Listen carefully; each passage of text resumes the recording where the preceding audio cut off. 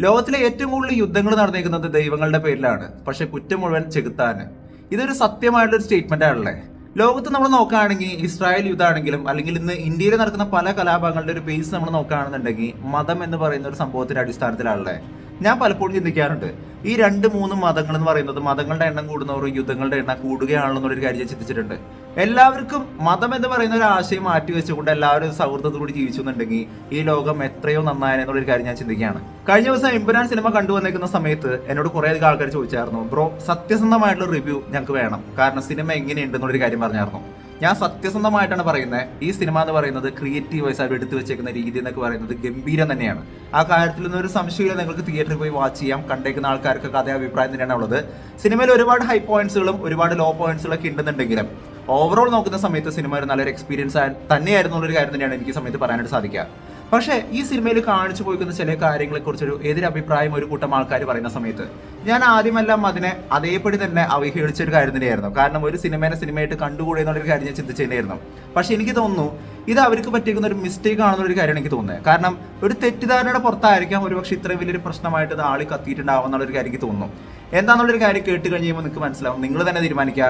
ഇതൊരു ആസൂത്രിതമായിട്ടുള്ളൊരു തീരുമാനമാണ്. എമ്പുരാൻ സിനിമയ്ക്ക് എതിരെ നടക്കുന്ന ഈ ഒരു പ്രശ്നങ്ങൾ എന്ന് പറയുന്നത് ആസൂത്രിതമായിട്ട് നടക്കുന്ന ഒരു കാര്യമാണോ, അതോ ഇതിന്റെ റിയാലിറ്റി എന്ന് പറയുന്നത് എന്താണ്? അതിനെക്കുറിച്ചുള്ള ഒരു ഡീറ്റെയിൽഡ് ആയിട്ട് ഒരു ഡീകോഡിംഗ് ആണ്, ഒരു സ്റ്റോറിയാണ് നമ്മൾ കൃത്യമായിട്ട് പറയാനായിട്ട് പോകുന്നത്. ഒരു സിനിമയുടെ കഥ പറയുന്ന സമയത്ത് നമ്മൾ ആ സിനിമയുടെ ഒരു കഥ മാത്രമേ കേട്ടിട്ടുള്ളൂ. പക്ഷെ ആ സിനിമയ്ക്ക് മറ്റൊരു കഥ കൂടി പറയാനായിട്ട് ബാക്കിയുണ്ടെന്നുള്ളൊരു കാര്യം കൂടി ഈ ഒരു കഥ കേട്ട് കഴിഞ്ഞാൽ നമുക്ക് മനസ്സിലാവും. കാരണം അതുകൂടി കേട്ട് കഴിഞ്ഞാൽ മാത്രമേ എമ്പുരാൻ സിനിമ പൂർണ്ണമാകുന്നുള്ള ഒരു കാര്യം കൂടി ഞാൻ ഈ സമയത്ത് പറയാണ്. 2002 ഫെബ്രുവരി മാസത്തില് അയോധ്യയിൽ നടന്ന പൂർണ്ണഭൂതി മഹായജ്ഞത്തില് ഇന്ത്യയിൽ നിന്നുള്ള പല സ്ഥലങ്ങളിൽ നിന്നുള്ള ഒരുപാട് ഹിന്ദുക്കൾ പങ്കെടുക്കാനായിട്ട് എത്തിയിരുന്നു. മഹായജ്ഞം എല്ലാം കഴിഞ്ഞുകൊണ്ട് ഈ യാത്രക്കാരെല്ലാം, ഈ വിശ്വാസികളെല്ലാം തിരിച്ചു വരുന്ന സമയത്ത് അതിനകത്ത് ഒരുപാട് കർസേവകരുണ്ടായിരുന്നു, അതിനകത്ത് ഒരുപാട് വിശ്വാസികളുണ്ടായിരുന്നു. ഇവരെല്ലാം കൂടി സബർമതി എക്സ്പ്രസ് എന്ന് പറയുന്ന എക്സ്പ്രസിനകത്ത് തിരിച്ചു വരുന്ന സമയത്ത് ഗോദ്ര എന്ന് പറയുന്ന ഒരു റെയിൽവേ സ്റ്റേഷനിൽ എത്തിച്ചേരുകയും ട്രെയിനകത്തുണ്ടായിരുന്നത് അയോധ്യ എന്ന് പറയുന്ന സ്ഥലത്തു നിന്നുള്ള ആൾക്കാരായതുകൊണ്ട് തന്നെ കൂടുതൽ പേരെന്ന് പറയുന്നത് ഹിന്ദുസ് തന്നെയായിരുന്നു. ഒരുപാട് വിശ്വാസികൾ ഉണ്ടായിരുന്നു, ഒരുപാട് കർസേവകർ പ്രവർത്തകരൊക്കെ ഉണ്ടായിരുന്നു. എന്നാൽ ഗോദ്ര എന്ന് പറയുന്ന റെയിൽവേ സ്റ്റേഷനിൽ അന്നും ഇന്നും ഏറ്റവും കൂടുതൽ കച്ചവടക്കാരായിരുന്നു അവിടെ ഉണ്ടായിരുന്നത്. ആ കച്ചവടക്കാരെന്ന് പറയുന്നത് കൂടുതൽ മുസ്ലിംസ് ആയിരുന്നു. എന്തോ ഒരു കാരണത്തിന്റെ പേരിൽ അവിടെ ഉണ്ടായ കച്ചവടക്കാരെന്ന് പറയുന്ന മുസ്ലിം സമുദായത്തിൽപ്പെട്ടേക്കുന്ന കൂടുതൽ ആൾക്കാരും ഹിന്ദു വിശ്വാസികളും തമ്മിൽ ഒരു വാക്ക് തർക്കം അവിടെ നടക്കുകയാണ് ചെയ്യുന്നത്. ഈ സമയത്ത് ട്രെയിൻ മുന്നോട്ടേക്ക് എടുക്കുന്നു. ട്രെയിൻ മുന്നോട്ടേക്ക് എടുത്ത സമയത്ത് ട്രെയിനിന്റെ അകത്തുണ്ടായ ആരോ ആ ട്രെയിനിന്റെ ചെങ്ങല പിടിച്ചു വലിക്കുന്നു, ട്രെയിനിന്റെ ബ്രേക്ക് പിടിച്ചു വലിക്കുന്നു.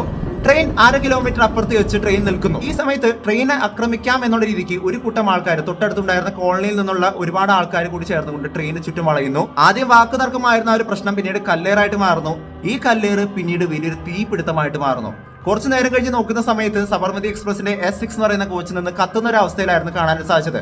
കാരണം 60 ലിറ്റർ പെട്രോൾ ഉപയോഗിച്ചുകൊണ്ടായിരുന്നു ട്രെയിനിന്റെ S6 എന്ന് പറയുന്ന കോച്ച് കത്തിച്ചത് എന്നുള്ളൊരു കാര്യം തന്നെയാണ് പിന്നീടുള്ള ഇൻവെസ്റ്റിഗേഷൻ റിപ്പോർട്ടുകളിൽ കൃത്യമായിട്ട് കാണാൻ പറ്റുന്ന ഒരു കാര്യം എന്ന് പറയുന്നത്.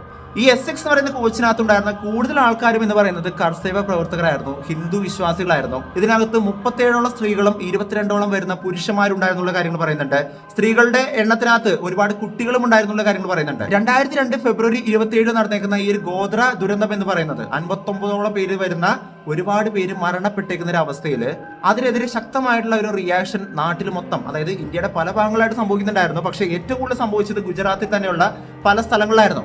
അവിടെ നരോദ പട്ടിയ എന്ന് പറയുന്ന സ്ഥലത്ത് ഈ ഒരു ഗോത്ര അപകടവുമായിട്ട് ബന്ധപ്പെട്ടുകൊണ്ട് ഇതിനെതിരെ ഉണ്ടായിരുന്ന ഒരു പ്രത്യാക്രമണം എന്നുള്ള രീതിക്കാണ് നമ്മൾ ഈ സിനിമയിൽ കണ്ടേക്കുന്ന ഒരു രംഗം എന്നൊക്കെ കൃത്യമായിട്ട് റിലേറ്റ് ചെയ്യാൻ വരുന്ന ഒരു കാര്യം എന്ന് പറയുന്നത്. ഇതിനെതിരെ തിരിച്ചടിക്കാനായിട്ട് അഹമ്മദാബാദിലുള്ള ബജ്രംഗി എന്ന് പറയുന്ന സേന മുന്നോട്ടേക്ക് ഇറങ്ങുന്നു. ഗോദ്രയിൽ വെച്ച് നടന്ന അപകടത്തിന്റെ പേരിൽ ഒരു വലിയ രീതിക്കുള്ള ഒരു പ്രത്യാക്രമണം അഴിച്ചുവിടുന്നു. 97 മുസ്ലിമുകൾ 5000ഓളം പേര് വരുന്ന ആൾക്കാരുടെ ആക്രമണത്തിൽ കൊല്ലപ്പെട്ടു എന്നുള്ളൊരു കാര്യമാണ് പറയുന്നത്. അത് വെറുതെ അല്ല കൊല്ലപ്പെട്ടത്, കൊലപാതകവും കുട്ടക്കൊലയും ഒപ്പം തന്നെ ഒരുപാട് സ്ത്രീകളെ മാനവികപ്പെടുത്തുകയും ബലാത്സംഗം ചെയ്യുകയും ഒരുപാട് കുട്ടികളെ പച്ചയ്ക്ക് തീ കൊളുത്തി കൊല്ലുകയും ചെയ്യുന്ന ഒരു അവസ്ഥയായിരുന്നു ആ സമയത്ത് ഒരു പ്രത്യാക്രമണം എന്നുള്ള രീതിക്ക് ഇതൊക്കെ കാണാൻ സാധിച്ച ഒരു കാര്യം എന്ന് പറയുന്നത്. ഈ ഒരു പ്രത്യാക്രമണത്തിനെ ലീഡ് ചെയ്തിരുന്ന ബജ്രംഗി എന്ന് പറയുന്ന സേനയെ ലീഡ് ചെയ്തിരുന്ന ഒരു പ്രധാനപ്പെട്ട ഒരാളായിരുന്നു ബാബു എന്ന് പറയുന്ന, ബാബു ബജ്രംഗി എന്ന് പറയുന്ന ഒരു വ്യക്തി എന്ന് പറയുന്നത്. ഇയാളുടെ വീഡിയോസുകൾ നമുക്ക് പിന്നീട് കാണാൻ സാധിക്കും.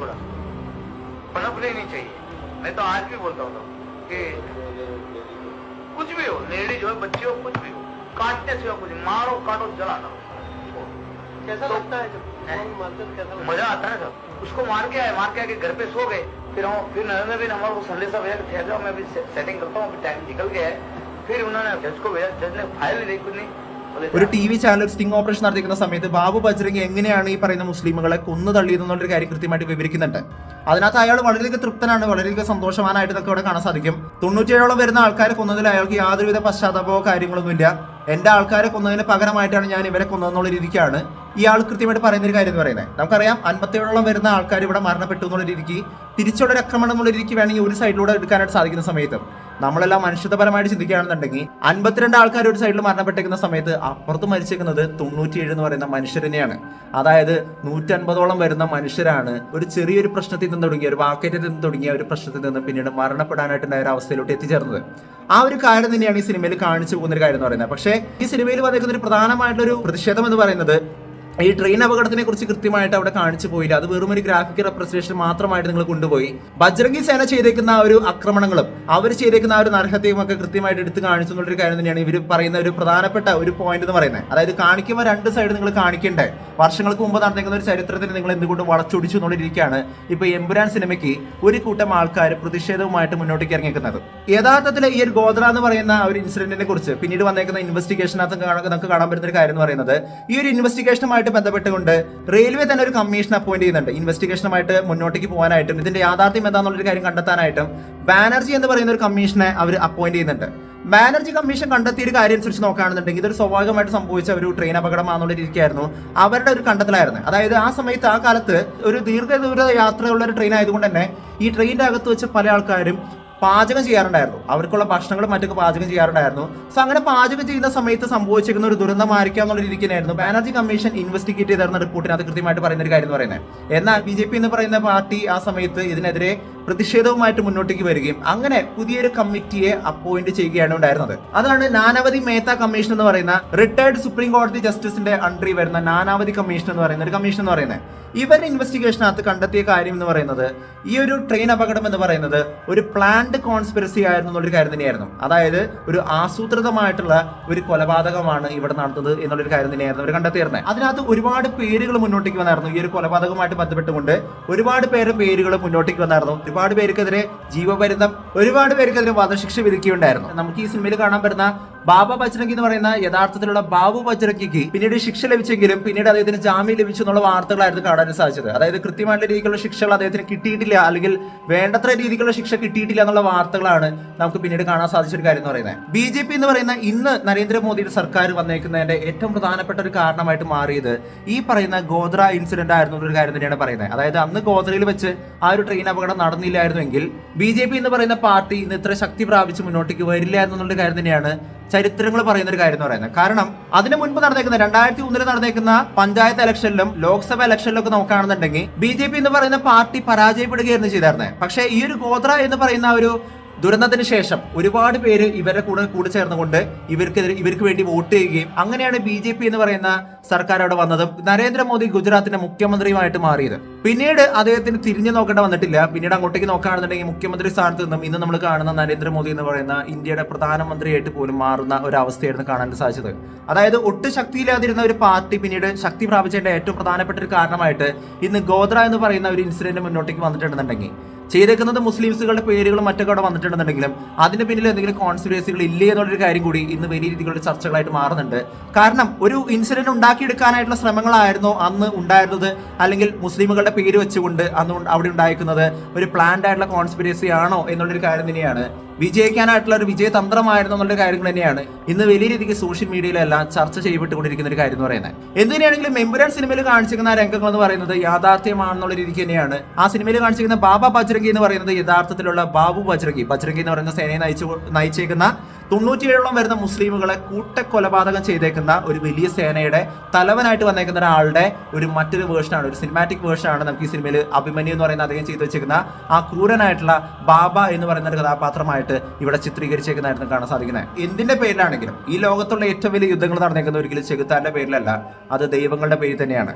ഒന്ന് ചിന്തിച്ചു കഴിഞ്ഞാൽ ഒരു സൈഡിൽ 59ഓളം വരുന്ന സ്ത്രീകളും കുട്ടികളും പുരുഷന്മാരടക്കം വരുന്ന ഹിന്ദുക്കളും മുസ്ലിമുകളൊക്കെ ഒരു സൈഡിൽ മരണപ്പെട്ടിട്ടുണ്ടെങ്കിൽ ട്രെയിനിന്റെ അകത്ത് വെച്ച് മരണപ്പെട്ടിട്ടുണ്ടെങ്കിൽ അതിന്റെ പ്രത്യാക്രമണം എന്നുള്ള രീതിക്ക് 97 വരുന്ന ആൾക്കാരെ പച്ചയ്ക്ക് കത്തിച്ചു കളഞ്ഞേക്കുന്ന, അതായത് LPG സിലിണ്ടറുകൾ മറ്റൊക്കെ ഉപയോഗിച്ചുകൊണ്ട് അവരെ പച്ചയ്ക്ക് കത്തിച്ചു കളഞ്ഞേക്കുന്ന ഒരു അവസ്ഥയിൽ കാണുന്ന സമയത്ത് രണ്ട് മതസ്ഥരും മറ്റൊക്കെ ആണെന്നുണ്ടെങ്കിലും 2 പേരും മനുഷ്യരായിരുന്നു എന്നൊരു കാര്യം നമ്മൾ ചിന്തിക്കുകയാണെന്നുണ്ടെങ്കിൽ ഉദ്ദേശം 150ഓളം പേര് വരുന്ന ആൾക്കാരാണ് ആ ഒരു ചെറിയൊരു കാര്യത്തിന്റെ പുറത്ത്, ആ ഒരു ചെറിയൊരു മതം എന്ന് പറയുന്ന ഒരു വിശ്വാസത്തിന്റെ പുറത്ത് അവിടെ മരണപ്പെട്ടതെന്നുള്ളൊരു കാര്യം കൂടി നമുക്ക് അവിടെ കാണാൻ സാധിക്കും. അന്ന് ഇതിന്റെ പേരിൽ ഗുജറാത്തിലുള്ള പല സ്ഥലങ്ങളിൽ ഇത്തരത്തിലുള്ള വലിയ വലിയ കലാപങ്ങൾ നടന്നായിരുന്നു. അങ്ങനെ 1040ഓളം വരുന്ന മനുഷ്യരായിരുന്നു ഇതിന്റെ പേരിൽ കൊല്ലപ്പെട്ടതെന്നുള്ള വാർത്തകളാണെന്നൊക്കെ പിന്നീട് കാണാൻ സാധിച്ച ഒരു കാര്യം എന്ന് പറയുന്നത്. അതിനകത്ത് 790 മുസ്ലിമുകളും 254 ഹിന്ദുക്കളുമായിരുന്നു ഒരു കാര്യം തന്നെ നമുക്ക് മനസ്സിലാക്കാൻ സാധിക്കും. 2 സൈഡിലും നഷ്ടങ്ങൾ ഒരുപാട് സംഭവിച്ചു. ഒരുപാട് കുടുംബങ്ങൾക്ക് അവരുടെ പ്രിയപ്പെട്ട ഒരു നഷ്ടമായി എന്നുള്ള വാർത്തകളാണ് പിന്നീട് നമുക്ക് കാണാൻ സാധിച്ച ഒരു കാര്യം എന്ന് പറയുന്നത്. ഗോദ്ര ഇൻസിഡന്റ് എന്ന് പറയുന്ന ഒരു കാര്യം ഈ സിനിമയിൽ കൃത്യമായിട്ട് കാണിച്ചിട്ടില്ല എന്നുള്ളൊരു കാര്യം തന്നെയാണ് ഇപ്പൊ ഏറ്റവും വലിയ പരാതിയായിട്ട് മുന്നോട്ടേക്ക് വന്നേക്കുന്ന ഒരു കാര്യം എന്ന് പറയുന്നത്. ഒപ്പം തന്നെ ബാബ എന്ന് പറയുന്ന ഒരു പേരെടുത്ത് കാണിച്ചു. ബാബു എന്ന് പറയുന്ന ബാബു ബജ്രംഗിയുടെ പേരിനോട് സിമിലർ ആയിട്ടുള്ള ബാബ ബജ്രംഗി എന്ന് പറയുന്ന ഒരു പേരെടുത്ത് കാണിച്ചിട്ടുള്ള കാര്യങ്ങളൊക്കെ പറഞ്ഞുകൊണ്ട് തന്നെയാണ് ഈ സിനിമയുടെ പ്രധാനമായിട്ടുള്ള ഭാഗങ്ങൾ കട്ട് ചെയ്യാനായിട്ട് പോകുന്നത്. എന്താണ് നിങ്ങൾക്ക് തോന്നുന്നത്? ഒരു സിനിമയെ സിനിമയായിട്ട് കണ്ടാൽ മതിയോ, അതോ ഒരു കഥ പറയുന്ന സമയത്ത് അതിന്റെ 2 ഭാഗങ്ങളും കാണിക്കണമായിരുന്നോ? എന്താണ് നിങ്ങൾക്ക് തോന്നുന്നൊരു കാര്യം നിങ്ങൾ താഴെ നിന്ന് കമന്റ് ചെയ്യുക. ഒരു സിനിമ എന്നുള്ള രീതിക്ക് ആസ്വദിക്കാനായിട്ട് വളരെയധികം ആസ്വദിച്ച് കണ്ട ഒരു സിനിമ തന്നെയായിരുന്നു എമ്പുരാൻ എന്ന് പറയുന്ന ഒരു സിനിമ എന്ന് പറയുന്നത്. ആ കാര്യത്തിൽ ഒരു തർക്കമില്ല. കാരണം വളരെ നല്ല രീതിക്ക് ക്രിയേറ്റീവ് ആയിട്ട് എടുത്ത് വെച്ചേക്കുന്ന നല്ല വിഷ്വൽ ഇമ്പാക്ട് വരുന്ന മലയാളത്തിൽ ഒരു സ്റ്റാൻഡേർഡ് സെറ്റ് ചെയ്ത ഒരു സിനിമ തന്നെയാണ് എമ്പുരാൻ എന്ന് പറയുന്നത്. എമ്പുരാൻ സിനിമയിൽ നമ്മളെല്ലാവരും പ്രതീക്ഷിക്കുന്ന പോലെ റിക്യൂൺ തന്നെയാണ് ഈ സിനിമയിലെ ഡ്രാഗൺ എന്ന് പറയുന്ന കഥാപാത്രമായിട്ട് വന്നേക്കുന്നത്. പല ആൾക്കാർക്ക് പല അഭിപ്രായങ്ങളുണ്ടാവും. ഇത് ചൈനീസ് റെസ്റ്റോറന്റിലെ നൂഡിൽസ് ഉണ്ടാക്കുന്ന ചേട്ടനാന്നുള്ള പല അഭിപ്രായങ്ങളുണ്ടാവും. പക്ഷെ അതിന്റെ റിയാലിറ്റി എന്ന് പറയുന്നത് കണ്ടവർക്ക് മനസ്സിലാവും. റിക്യൂൺ ചെയ്യാൻ പോകുന്ന കഥാപാത്രത്തിന്റെ ഒരു ഇന്റൻസിറ്റി എന്താണെന്നൊരു കാര്യം മനസ്സിലാക്കണമെന്നുണ്ടെങ്കിൽ ആദ്യമേ തന്നെ ട്രയാഡ് എന്ന് പറയുന്ന ഒരു കാര്യത്തിനെ കുറിച്ചും ഒപ്പം തന്നെ അസ്രായേൽ എന്ന് പറയുന്ന ഒരു പേരിനെ കുറിച്ച് അറിഞ്ഞു കഴിഞ്ഞാൽ മാത്രമാണ് അതിനെക്കുറിച്ചുള്ള കൂടുതൽ കാര്യങ്ങൾ നിങ്ങൾക്ക് അറിയാനായിട്ട് സാധിക്കും. നമ്മൾ പറഞ്ഞേക്കുന്ന പല കാര്യങ്ങളും എമ്പുരാൻ സിനിമയിൽ വന്നേക്കുന്ന സമയത്ത് L3 എന്ന് പറയുന്ന സിനിമയെ കുറിച്ചും ഇതൊരു അവസാനമല്ല, ഇതൊരു തുടക്കമാണെന്നുള്ള രീതിക്ക് തന്നെയാണ് പുതിയ അപ്ഡേറ്റുകൾ പറയുന്ന ഒരു കാര്യം എന്ന് പറയുന്നത്. കുറെ കാര്യങ്ങൾ പറയാനായിട്ടുണ്ട്. എന്താണെന്നുള്ള കാര്യമൊക്കെ കൂടുതൽ ഡീറ്റെയിൽ ആയിട്ട് അടുത്ത വീഡിയോയുടെ പറയുന്നതായിരിക്കും. വീഡിയോ ഇഷ്ടപ്പെട്ടെങ്കിൽ വീഡിയോ ലൈക്ക് ചെയ്യുക, വീഡിയോ മാക്സിമം പേരിൽ ഷെയർ ചെയ്യുക. ചാനൽ ഇഷ്ടപ്പെടുന്നുണ്ടെങ്കിൽ സബ്സ്ക്രൈബ് ചെയ്യുന്ന കാര്യം ഒന്ന് പരിഗണിച്ചേക്കുക. തൊട്ടടുത്തുള്ള ബെൽ ഐക്കൺ അമർത്തിക്കുകയാണെന്നുണ്ടെങ്കിൽ ലേറ്റസ്റ്റ് ആയിട്ട് വരുന്ന വീഡിയോയുടെ അപ്ഡേറ്റുകളെല്ലാം നിങ്ങൾക്ക് ഉടനെ ലഭിക്കുന്നതായിരിക്കും. മറ്റൊരു വീഡിയോ ആയിട്ട് വീണ്ടും വരുന്നവരെ ബൈ.